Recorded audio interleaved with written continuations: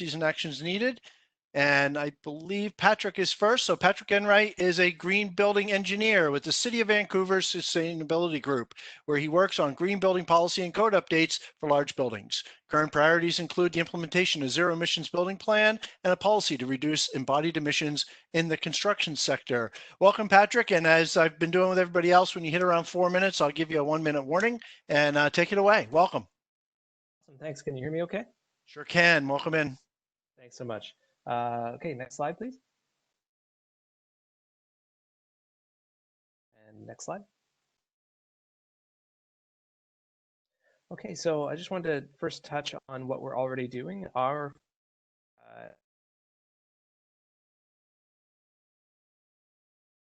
zero emissions building plan, which is our plan to get new buildings to zero operational emissions by 2030 or sooner. So as you can see by the chart here, we've already made some great progress. Embodied emissions are already kind of on par on a life cycle basis now with operational emissions. And then as we look forward to achieving that goal on operational emissions, then embodied becomes the whole piece of the pie as we look to the future, and we want to see how we can reduce. The other thing we had in keeping with that, we've had part of our rebuilding policy since May 2017. So we've already collected dozens and dozens of whole building LCAs as part of a reporting requirement. Next slide. Hey, Patrick, while the slide is switching, I'd encourage you to lean forward a little bit and be a little bit louder. You're kind of fading in that, which I think is a mic thing. Okay, thanks so much. Thank you. Last year, our city council declared a climate emergency with 6 big moves. So these cover transportation,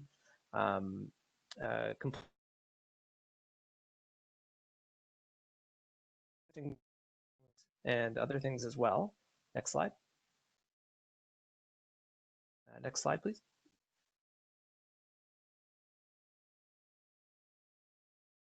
And one of those big moves is reducing emissions from embodied carbon.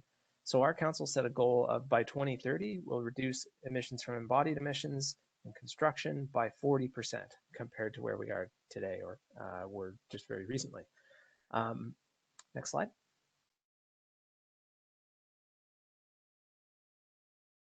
So in terms of current work, we are working to enable taller mass timber buildings in our code, and that was approved by council last Wednesday. So you can now build up to 12 stories encapsulated mass timber within our building code, and we continue to facilitate taller and other buildings through our alternative solutions process. We're currently studying the costs and barriers of reducing embodied emissions. So what options are available to a building today that would like to reduce their embodied emissions, and what can be accounted for in the tools? Because we'd like to understand the costs so that we can move into stakeholder consultations, and then as part of our embodied carbon strategy, set a reduction target in the next version of our policies that would come into effect in 2021. So we really want to get to that place where we can set a target of 10, 20, whatever percentage reductions, and possibly some prescriptive or material-based performance targets as well, to really start taking a bite out of embodied emissions. Next slide. So as part of that Big Move 5 and climate emergency response, we are in the process of creating a draft of the embodied carbon strategy, and that we've identified 4 key actions. The first of which is low carbon building requirements. So that means setting targets and requirements directly in our own building code, which we have our own building code as a charter city in Vancouver, but also in rezoning policies and other policies and planning kind of tools that we have to set requirements to reduce emissions. And that's kind of our game changer move, is like just make it a requirement and set kind of the schedule of what these requirements will look like in the future, and then supply chains and designers can adjust. We also want to remove barriers and provide catalysts. So removing barriers, for example, that 12-story mass timber report, previously you couldn't build under the code as it stood a 12-story mass timber building, and now you can. So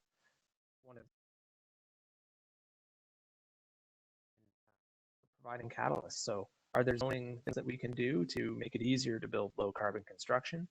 Can we even provide additional incentives or whatever the case may be. These are some of the things that we're exploring within the bounds of the tools that we have, because we also, of course, as a city, pursuing affordable housing and many other objectives. But we want to see what we can do to help encourage low carbon construction.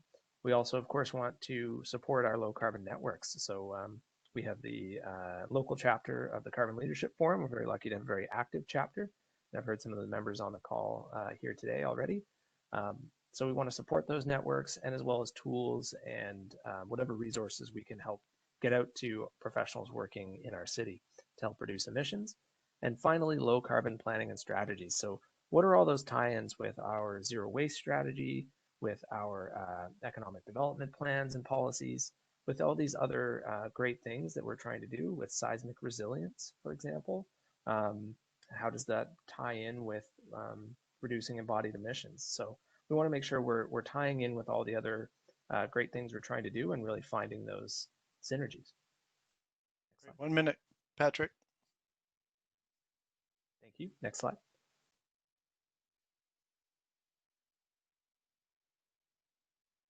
Next slide, please.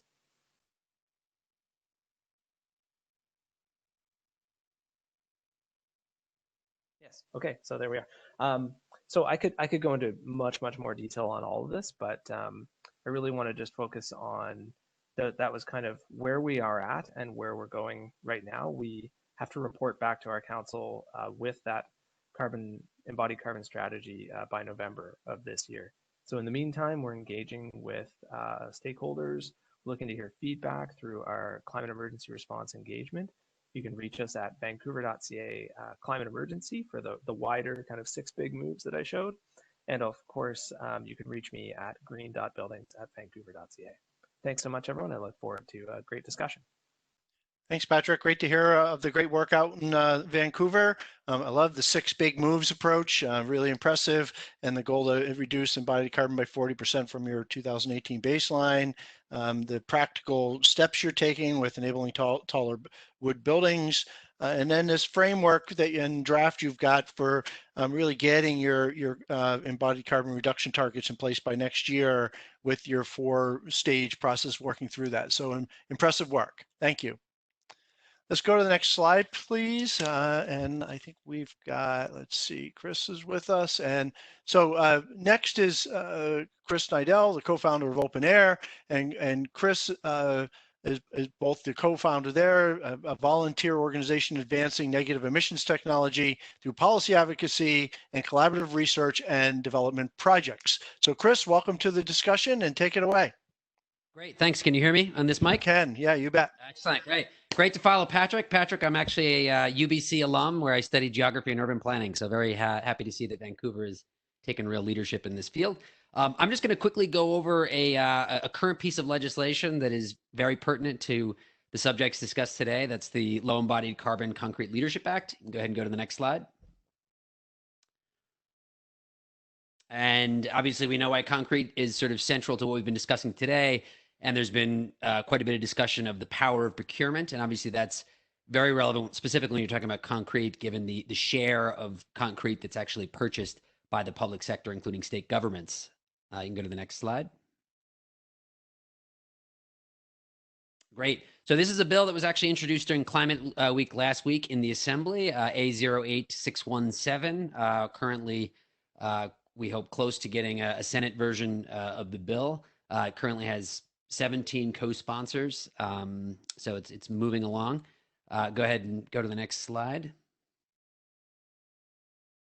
Great. And basically what it would do is it would introduce a climate impact-based procurement standard for the procurement of concrete in New York State by New York State agencies. And what I'm gonna do is I can't go over the nuts and bolts of how the actual policy would work, but I wanna share some of the policy objectives, and then would love to really follow up with folks afterward again about the nitty gritty of how this would work. Next slide. Actually, next you can do the next 2. I think the next one's the heading slide. Oh, actually, stick right here. Well, that's fine. So obviously we were able to draw on a number of different policies at the state and at the municipal level around the United States. Certainly Buy Clean was a significant influence. We also looked very closely at the city of Portland, as well as the Oregon State policies regarding EPD requirements for concrete. And we also were influenced by Honolulu's resolution in support of mineralized carbon mineralized concrete, which was then subsequently adopted last summer by the U.S. Congress of Mayors. Next slide. So in terms of our big objectives, I think one thing that distinguishes this policy is this idea of climate competition. So here we're not talking about establishing a sort of a threshold or a baseline or a requirement in terms of GWP that bidders have to meet or exceed. Rather, we want to tie GWP competition or performance to the competitiveness of your build. So a direct link. The better your GWP, the more competitive you are from a scoring perspective. We also, it's non-prescriptive. Again, it is EPD, GWP based. So we're not picking any types of winners here. And we think the combination of those two features is really what's going to drive not only the adoption of known carbon reduction solutions, but the adoption of always wanting, there's always an incentive to add additional carbon reduction factors because, again, it'll improve the competitiveness of your bid. We do have a special sort of nudge, as we call it, or additional small incentive for CCUS-based applications on top of other carbon reduction factors that do not exclude those other factors. But the rationale for doing this is just the need for CCUS specifically in the decarbonization of cement. There's just no way around that fact. Go ahead to the next slide. And obviously, more than ever, I think one of the things that really recommends this policy is that, and one of the objectives from the outset, but more important than ever, is that it's designed in a way to really limit fiscal impact. This is not an expensive program to implement. It doesn't offer any direct financial incentives for utilization, but rather the incentives are based around winning the state's business. And so, again, I can go into that in greater depth with anyone who would like more detail. And I think what we've done now with some of the edits to the bill since it was introduced is we've really been more sensitive to how do we actually implement this within the context of how the state already runs procurement. And I think we've come to a great simple design there that will not require excessive additional investments on the part of the state in order to implement the program. And then just the last slide. Again, would love to go over this with folks here on the call. Chat box, but the two main pieces of it, again, there's this what we call a GWP-based price discount, where higher GWPs result in a sort of a discount in the way that the pricing of the bid is reviewed from an assessment standpoint. And so the better your GWP, the higher your discount. And the other part, which I think is relevant to a lot of the discussion today, is that we're proposing an Epd tax credit for concrete providers as well as concrete component providers that would cover the upfront cost of EPDs. And obviously that has value not only for this specifically for this program for the state, but it just encourages the increase of EPDs in the market environment in New York State, which then private sector actors, institutions, and local governments can also use in their decision-making process. So I will end it there, but happy to take any questions. And again, would love to continue the conversation after today. Chris, thanks for that overview of the Low Embodied Carbon Concrete Leadership Act. This focus on getting at the procurement standards, so you get the state's business as you talked about it, the suite of the 5 objectives that you laid out for us to really make this a fairly streamlined, simple way to move forward. And then, of course, those additional pieces that you'd like to talk more with folks about. So thank you for all of that. Appreciate it very much.